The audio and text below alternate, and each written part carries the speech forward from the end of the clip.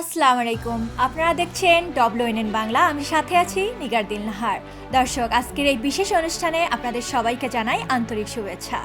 আজ আমরা এমন একটি ঐতিহাসিক মুহূর্ত নিয়ে আলোচনা করতে যাচ্ছি যা শুধু মধ্যপ্রাচ্যের জন্য নয়, বরং পুরো বিশ্বের জন্য অত্যন্ত গুরুত্বপূর্ণ।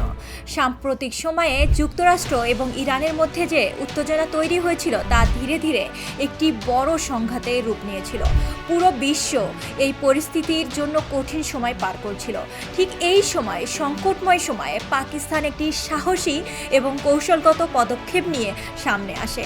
পাকিস্তানের প্রধানমন্ত্রী শাহবাজ শরীফ একটি শান্তি উদ্যোগ গ্রহণ করেন, যার মাধ্যমে তিনি উভয় পক্ষকে যুক্তরাষ্ট্র এবং ইরান আলোচনার টেবিলে বসার আহ্বান জানান। এই আহ্বানের ইতিবাচক প্রতিক্রিয়া পাওয়া যায় খুবই দ্রুতই। ইরানের প্রেসিডেন্ট মাসুদ পেজেশকিয়ান সরাসরি ফোন আলাপে পাকিস্তানের প্রধানমন্ত্রীর আমন্ত্রণ গ্রহণ করেন এবং ইসলামাবাদে অনুষ্ঠিত শান্তি আলোচনায় অংশগ্রহণের বিষয়টি নিশ্চিত করেন। এই ঘটনাটি শুধু একটি কূটনৈতিক সাফল্য নয়, বরং এটি বড় আস্থার প্রতিফলন। এখানে একটি বিষয় বিশেষভাবে উল্লেখযোগ্য: পাকিস্তান শুধুমাত্র আলোচনার আয়োজনই করেনি, বরং একটি যুদ্ধবিরতি নিশ্চিত করার ক্ষেত্রেও গুরুত্বপূর্ণ ভূমিকা পালন করছে। এই যুদ্ধবিরতি, যা দুই পক্ষের মধ্যে উত্তেজনা কমাতে প্রথম ধাপ হিসেবে কাজ করছে, পাকিস্তানের সক্রিয় কূটনৈতিক প্রচেষ্টার ফল। প্রধানমন্ত্রী শাহবাজ শরীফ তার বক্তব্যে খুবই স্পষ্টভাবে বলেছেন, যুদ্ধবিরতি হলো প্রথম ধাপ, কিন্তু আমাদের লক্ষ্য হলো স্থায়ী শান্তি প্রতিষ্ঠা করা। এই দৃষ্টিভঙ্গি শুধু বর্তমান পরিস্থিতি সামাল দেওয়ার জন্যই নয়, বরং ভবিষ্যতের জন্য একটি স্থিতিশীল ও শান্তিপূর্ণ পরিবেশ তৈরির প্রতিশ্রুতি। পাকিস্তানের এই উদ্যোগ আন্তর্জাতিক মহলে ব্যাপক সমর্থন পেয়েছে। চীন, সৌদি আরব, তুরস্ক, কাতার এবং মিশরের মতো দেশগুলো পাকিস্তানের এই প্রচেষ্টাকে স্বাগত জানিয়েছে এবং সমর্থন দিয়েছে।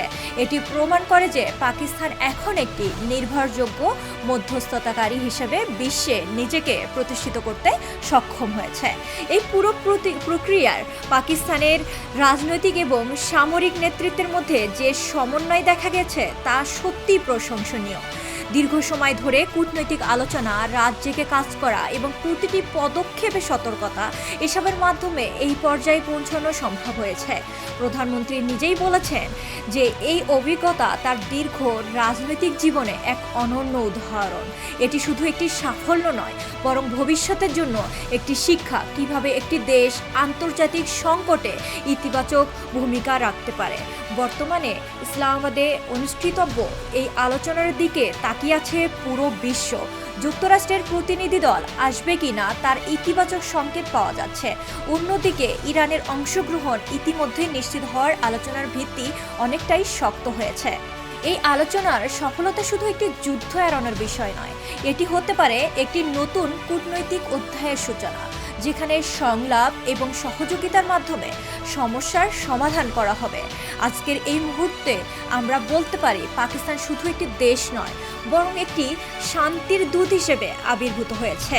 তাদের এই উদ্যোগ বিশ্বকে একটি গুরুত্বপূর্ণ বার্তা দিয়েছে: সংঘাত নয়, সংলাপই হতে পারে সমস্যার সমাধান। আমরা সবাই আশা করি এই আলোচনার মাধ্যমে একটি স্থায়ী শান্তির পথ তৈরি হবে, যা শুধু মধ্যপ্রাচ্য নয়, বরং পুরো বিশ্বের জন্য একটি ইতিবাচক উদাহরণ হয়ে থাকবে।